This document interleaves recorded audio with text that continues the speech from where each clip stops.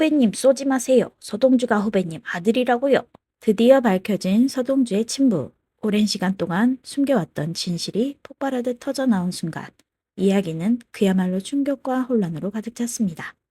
염장선의 이 선전포고 같은 폭로는 허일도의 소나기를 조여오던 총구를 멈춰 세웠습니다. 허일도는 갑작스레 내뱉어진 이 충격적인 말에 순간적으로 얼어붙고 말았습니다.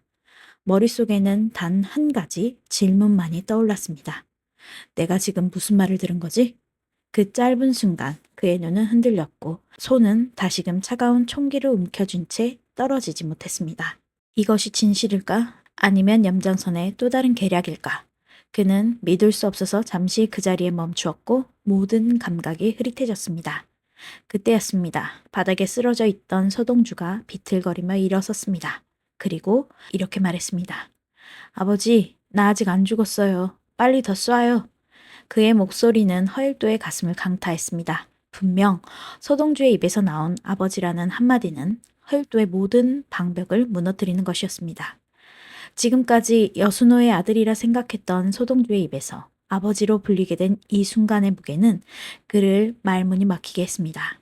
그리고 그 장면은 12화 동안 미뤄졌던 서동주의 진짜 친부의 정체가 드디어 밝혀지는 극적인 순간이었습니다. 이제 진실은 드러났고 염장선의 모든 조각난 계략 속에서 허일도와 서동주의 운명 또한 걷잡을 수 없이 얽혀가고 있었습니다.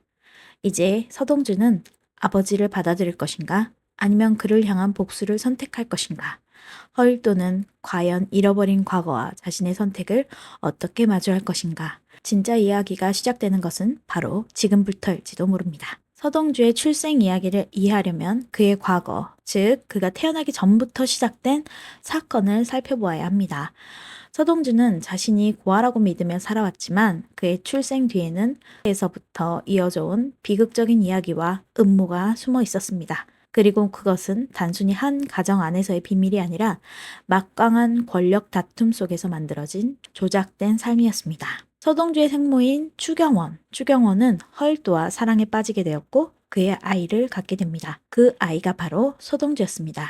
하지만 문제는 허일도가 차덕희의 연인이거나 대상그룹 차강천 회장의 절대적 신임을 받는 사람이 아니었다는 점이었습니다. 그는 차강천의 사위로 들어가기 위해 야망에 사로잡힌 상태였고 추경원과의 관계는 그의 야망에 방해가 되는 장애물이었습니다. 허일도는 추경원이 아이를 임신했다는 사실을 알게 된 순간 그녀와 그 아이가 자신의 인생에 큰 위험이 될 것이라 확신했습니다. 그는 추경원을 설득하려 했지만 그녀는 아이를 지우겠다는 허일도의 요구를 받아들이기를 거부했습니다. 결국 허일도는 차갑게 등을 돌렸고 추경원은 홀로 아이를 낳아야 했습니다. 그러나 추경원은 자신과 자신의 아이가 대상그룹의 권력 다툼 속에서 표적이 될 수 있음을 직감했습니다. 염장선과 허일도가 자신들의 야망을 위해 그녀를 제거하려 할 수 있다는 생각은 그녀를 끝없는 불안과 두려움 속에 몰아넣었습니다. 하지만 그녀는 두려움 속에서도 끝까지 자신의 아이만큼은 지키고자 했습니다. 추경호는 아이의 미래를 위해 중요한 결정을 내립니다. 위험한 소용돌이에서 아이를 지켜내기 위해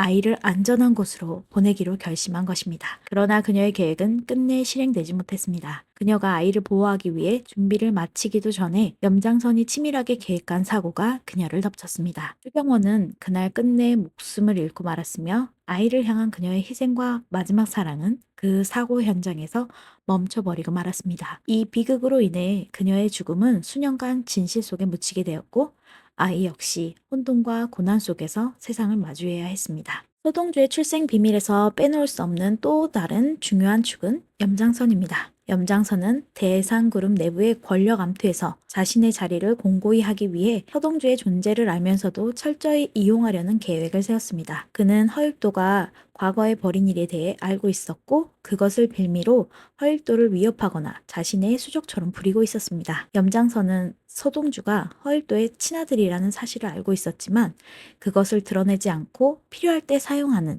숨은 카드처럼 여겼습니다. 그 카드는 대상그룹 내에서의 이권 다툼 혹은 허일도를 배신하는 순간에 사용될 무기였습니다. 이 모든 과정에서 서동주의 삶은 그의 의지와는 전혀 상관없이 조작되고 이용당한 것이나 다름없었습니다. 염장선은 허일도를 소나귀에 쥐기 위해 또 하나의 치밀한 계략을 실행에 옮깁니다. 그는 허일도에게 죽은 성현이 사실 자신의 아들이 아닌 추경원의 가장 가까운 친구였던 여순호의 아이라는 내용이 담긴 유전자 검사 결과를 내밀었습니다. 이 충격적인 결과를 본 허일도는 혼란에 휩싸였지만 곧 사랑했던 추경훈에 대한 배신과 분노, 그리고 자존심이 그를 잠식했습니다. 염장선의 의도대로 허일도의 마음속에 남아있던 죄책감은 완전히 사라졌고 그는 점차 자신의 선택을 정당화하기에 이르렀습니다. 그들 모두 나를 기만했을 뿐이야. 허일도는 자신을 상처 입혔다는 이유만으로 과거의 사랑과 우정,